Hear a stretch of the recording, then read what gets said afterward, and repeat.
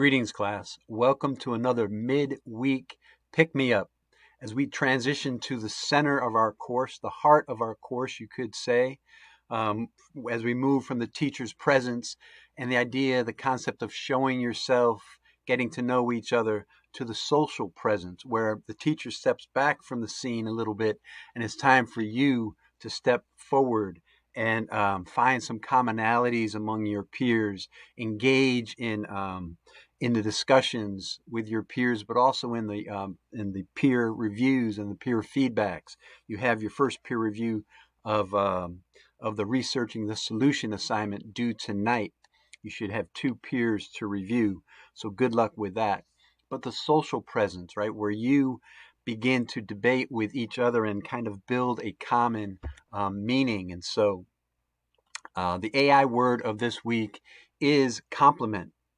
Comes from the Latin to complete, a thing that completes or brings to perfection, right? So the stages, the critical stages of thinking, there's where you aspire to become a master thinker. And you don't do that by yourself alone. You do that in a social environment, and you do that by working with your peers, but it starts with you.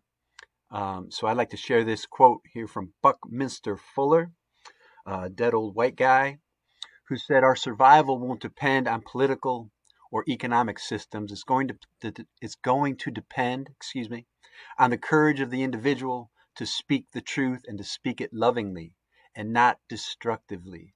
The integrity and the courage of the individual to speak her own truth and not go along with the crowd, yet not making others feel ignorant. After a while, if enough human beings are doing it, then everybody will start going in the right direction. And that is an excellent metaphor for our AI experience, too. If we're going in the right direction, feeding AI the right information, then we're going to get useful information back. So this is an AI guided assignment. And let me just kind of go over these quick directions. So step one, don't skip past this, even though a lot of this is reiterative. You have done this already, so now's the time to hone that, right? To revise your points. But then step two is the meat of it. Explain your proposed solution. So you first start by talking about some alternative solutions and their drawbacks. So things that just won't work in your view, whether they've been tried in the past and have failed, or whether you've considered them and have kind of put them aside. And then your best solution. So your proposed solution and why is it logical and feasible, and then provide some details um, about how it will be executed according to your audience's position and or their ability to act. And so some justification for your best solution, 2 to 3 convincing reasons why your audience should accept your proposed solution and act on it. All right. So explain what evidence you might use to support each reason, not just opinions, but supported with some evidence. Don't forget evidence. All your personal opinions and claims should be backed up with convincing, audience specific, credible evidence and research. At this point, you should have at least 6 sources, and that's not even talking about primary sources. And then step 4 in this section, some counter arguments. In other words, some pushback at your best solution. And then what are your rebuttals to those counter arguments? So at least 2 objections to your best solution. And then what's your rebuttal? Come back and defend yourself. And then the concluding call to action when you explain what rhetorical strategies you might use to offer some convincing conclusion, call to action to the specific decision maker to implement the solution you proposed. So when we think of these rhetorical situations, we think of the big 3, right? The rhetorical triangle: logos, ethos, and pathos. In logos, is your argument clear and specific, logical, credible evidence, a clear structure?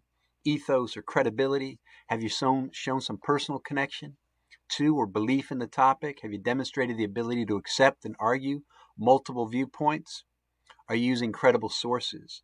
Are they referenced and documented in APA format where appropriate? Or if you're using AI, as you must in this assignment, make note of that. tone and diction, your word choice, is it suitable for your designated audience and purpose? And is your argument and document presented in an appropriate manner? And then lastly, appeal to our emotions, pathos. Are you using vivid examples? Have you revealed engaging details, created images to capture the imagination? Is your argument imbued with values and beliefs and other examples that the listener can relate to or care about? But then there's a fourth rhetorical strategy that we don't talk much about. It's called Kairos, Kairos. And that's an appeal to the timelessness of an argument. So if your argument, for example, like Shamar Baz, is about water rights in California, then of course, those are timeless arguments. I think of the movie Chinatown, which talked about, the water rights issues in Los Angeles. So sometimes Kairos can be a fourth element of your rhetorical considerations. Step 3, you have to compose a hypothesis, a working thesis. So your main claim, what's your main opinion? In other words, a solution, the best solution you're proposing. And then 2 to 3, audience appropriate reasons in support of it. Reasons geared toward your audience's values and beliefs that will be most convincing to them. Step 4, you need to plan for an advocacy ad or a public service announcement, your choice. And this is just an idea, whether you're going to create one or the other and who the audience will be for it. And then how it will complement your proposal. So there's our word of the week again, complement. And then lastly, the AI component. What image or video design tool might you use for this advocacy ad, and why? Is it an AI-supported program, Canva? For example, might use DALL-E, an image generating tool. Note that AI can't itself create effective multimodal text, even though it can be useful in helping you create images. So how might this affect you? Your technology choices for your ad or PSA. So that's it for this assignment requirement, 700 words. Make sure it's a PDF or Microsoft Word compatible. And good luck again tonight on your